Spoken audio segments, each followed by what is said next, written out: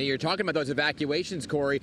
Almost last night, these first responders, the New York Task Force 1, and myself and my crew had to be evacuated because of the rising tide and the floodwaters that came so close to where we were sleeping. All the equipment and gear had to be moved to higher ground. With that being said, this rain has been relentless. It is wind, it is rain, and it is flooding. That is the story here in Baysboro, where these first responders have had their work cut out for them over the past 24 hours, getting into these localized communities and getting people who stayed out.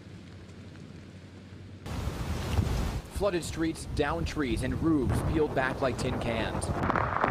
Just some of what New York Task Force 1 woke up to today after a long night of ferocious winds and fast-moving tide. We were out in the middle of it, I would think, high winds, moving water. But it was clear from the destruction and rising waters that while the storm was still making landfall and smack over Task Force 1, the rescues had to happen sooner than later.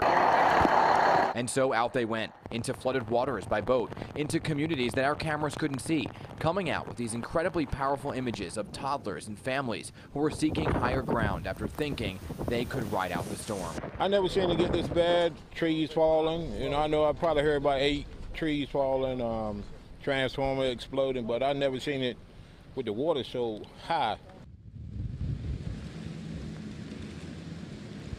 That guy was just so thankful for this New York crew that was able to go in and get him out. That man's cousin, by the way, actually clung to a tree during the overnight hours, hung on it with his 2 arms wrapped around it for 7 hours until members of this New York task force were able to go in by boat and get him out. This is the problem here, though. It seems like it's going to calm down every now and then the wind and the rain and these bands just pick up once again. And right now, this is just really strong. Whoa.